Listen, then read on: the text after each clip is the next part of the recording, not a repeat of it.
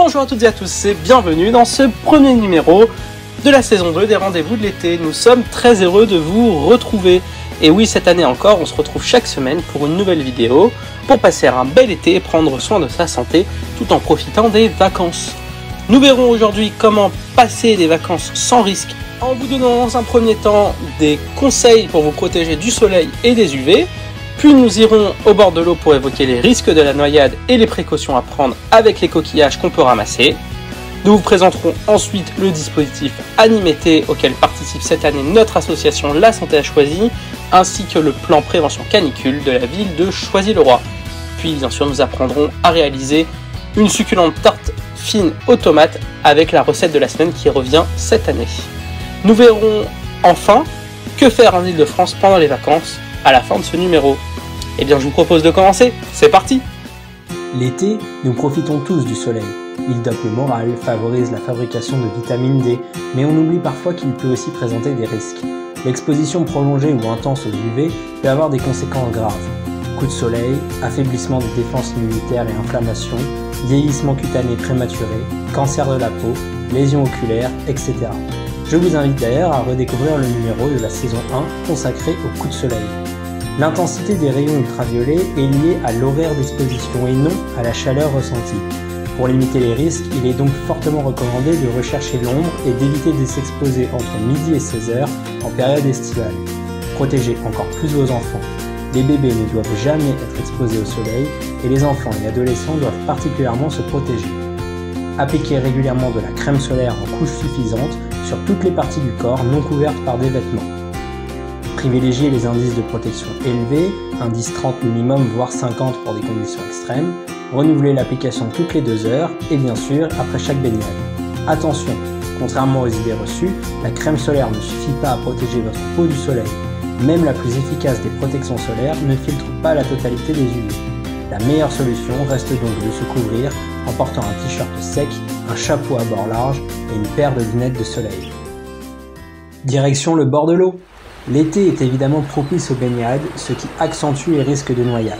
Le maître mot, vigilance à chaque âge et en tout lieu.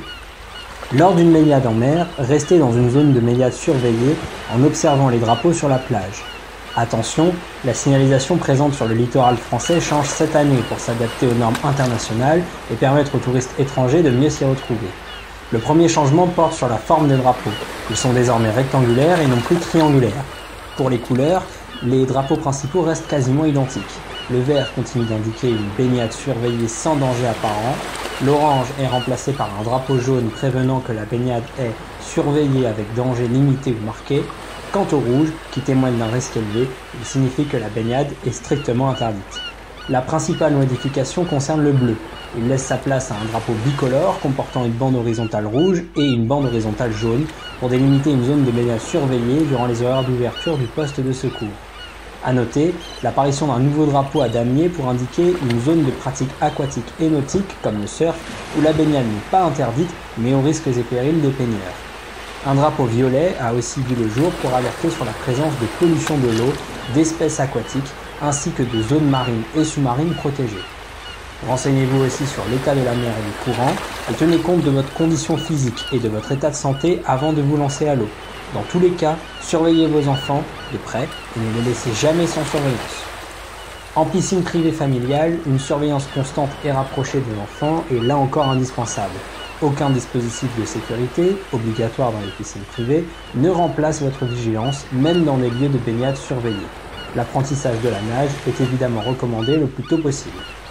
En cours d'eau et plan d'eau, respectez toujours les interdictions de baignade et restez dans les zones surveillées.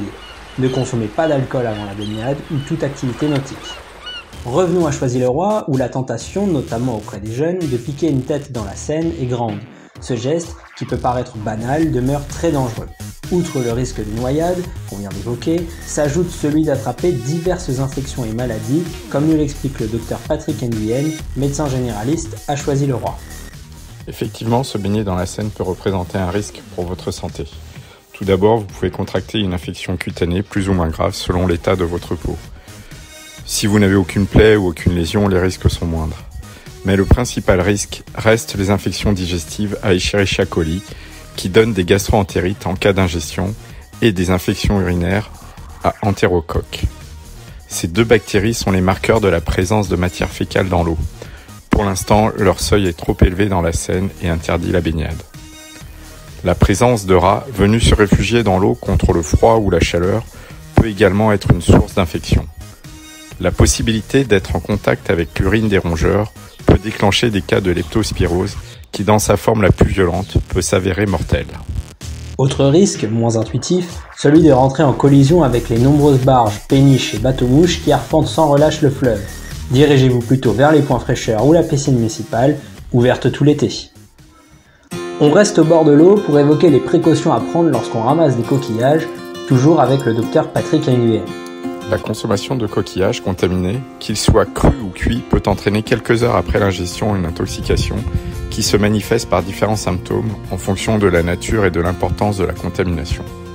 Bactéries, virus, phytoplancton toxiques. Les plus fréquents sont les symptômes caractéristiques d'une gastro-entérite, nausées, vomissements, diarrhée, douleurs abdominales, avec parfois des formes sévères de déshydratation pouvant nécessiter une hospitalisation. À noter que des cas d'hépatite sont également possibles. Plus rarement, des symptômes neurologiques peuvent également apparaître. Ces intoxications ne sont pas contagieuses, mais touchent tous ceux qui ont consommé des coquillages contaminés.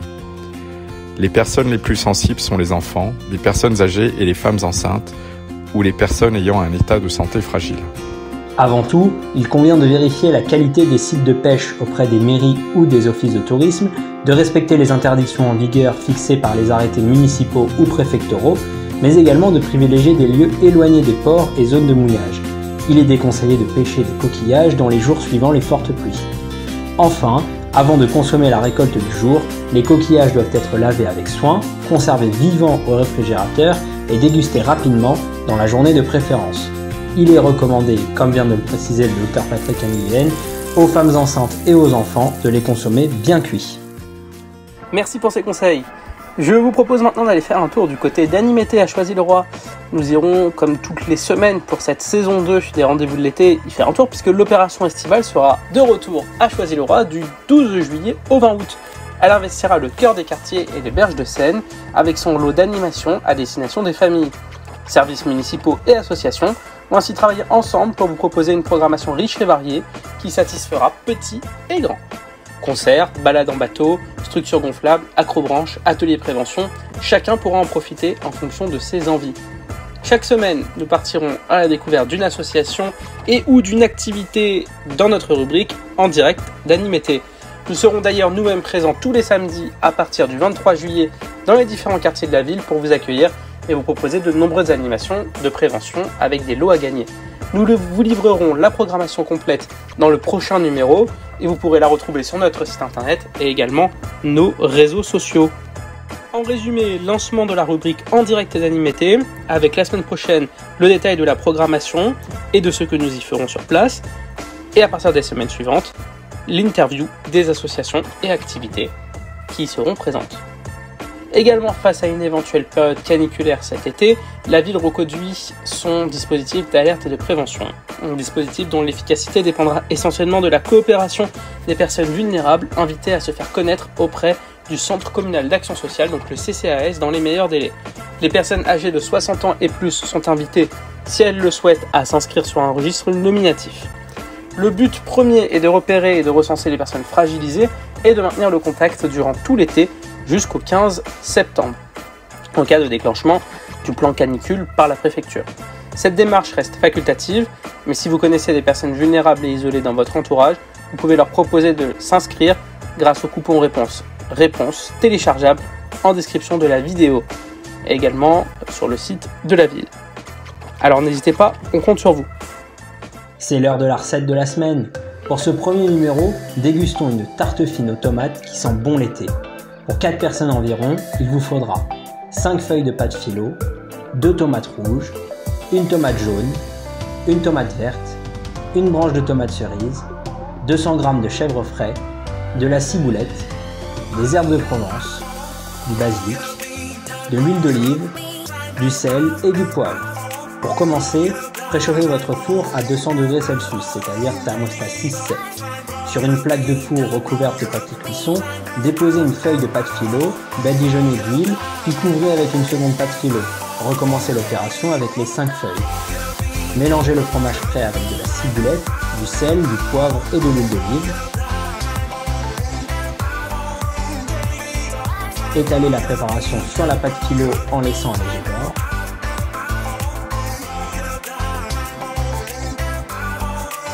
Lavez les tomates et ôtez le cœur, puis coupez-les en rondelles. Disposez les rondelles de tomates sur la pâte en alternant les couleurs. Salez, poivrez et parsemez d'herbes de Provence. Enfournez 30 minutes. Déposez quelques feuilles de basilic sur la tarte avant de servir. C'est prêt!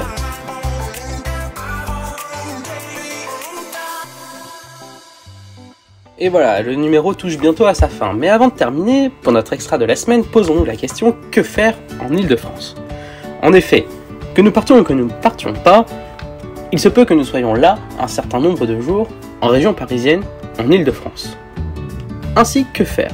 Vous, utilisateur du Navigo, sachez qu'associé à votre forfait, qu'il soit pour la journée, la semaine, le week-end, l'année ou le mois, peu importe, vous avez souscrit au Navigo Culture. L'Île-de-France regorge de lieux, d'idées et d'espaces pour découvrir, apprendre ou s'amuser. Entre la forêt, les bases de loisirs, les parcs, les musées, la ville, Paris, la ville lumière, ville qui fait rêver au niveau du monde, l'Île-de-France, que dire de plus? Ainsi, une visite au musée, une pièce de théâtre, un festival électro en plein été, un château pour rêver, un concert philharmonique pour s'enchanter, une maison d'artistes pour s'immerger, l'Île-de-France regorge de propositions culturelles et votre pass Navigo ne se contente plus de vous y emmener, il vous offre désormais des avantages et des réductions pour encore mieux en profiter. Alors quelle sera votre prochaine sortie culture? Découvrez-la sur la carte dynamique disponible sur le site ile-de-france-mobilité.fr dont le lien est en description de la vidéo pour ceux qui sont sur YouTube et sur Twitch. Et pour ceux qui sont en podcast, n'hésitez pas à aller sur notre site internet. Également sur l'application Île-de-France Mobilité, vous retrouverez tous les lieux partenaires du Pass Navigo Culture. Mais les avantages culture, c'est quoi? Ce sont des réductions ou des services en plus que vous proposent de très nombreux lieux de culture à destination de tous les publics partout en Île-de-France. Déjà plus de 300 partenaires culturels proposent des tarifs réduits ou dégressifs, voire même la gratuité sur certaines visites, ou encore des réductions sur la restauration, des invitations à des vernissages, des ateliers, des rencontres, etc. Tout cela juste avec votre pass Navigo. Donc n'hésitez pas, profitez-en. Pour conclure, parlons rapidement de l'application Bougeotte, qui est une application gratuite lancée par la région Île-de-France le 24 juillet 2020. Bougeotte propose des balades sur mesure et en toute saison, mêlant l'activité physique et découverte du patrimoine culturel et naturel francilien. Nous pourrons en reparler dans 2 numéros lors des vacances sportives, mais Bougeotte a vraiment un avantage, c'est que chaque année elle est mise à jour. Une grosse mise à jour a eu lieu l'an dernier, une nouvelle va arriver cette année, et une nouvelle mise à jour arrivera, on l'espère, l'année prochaine avec des fonctionnalités toujours plus importantes. Ainsi, grâce à la localisation de votre téléphone mobile, Bougeotte vous propose des itinéraires variés et personnalisés en fonction de vos envies. Marche ou course, dans la nature, en ville, au bord de l'eau, en forêt. Vous pourrez enregistrer vos parcours favoris et prévoir des balades, même dans des zones sans réseau, grâce au téléchargement des itinéraires pour une utilisation offline. Sans niveau physique minimum requis, les chemins proposés sont accessibles à tous. L'application est téléchargeable sur l'App Store et sur Google Play et déjà plus de 10 000 curieux ont été convaincus et ont téléchargé Bougeotte. Nous vous la conseillons. Bougeotte fournit également des informations détaillées sur l'histoire des points d'intérêt culturels et naturels qui jalonneront le parcours. Véritable service 2 en 1, Bougeotte se démarque ainsi des autres applications de running en conciliant exercice physique et culture. Et de plus, l'application vous permet d'ajuster la distance et la durée de chaque promenade pour s'adapter à vos objectifs et vos envies. Elle offre aussi le choix entre des trajets en boucle depuis chez vous et des itinéraires menant d'un point A à un point B. Alors n'hésitez pas à la télécharger. Et voilà, ce premier numéro est maintenant terminé. Nous espérons qu'il vous a plu, on se donne rendez-vous la semaine prochaine et en attendant on se quitte en musique et en images à la découverte d'Aix-en-Provence pour cette semaine. Bel été à tous et merci.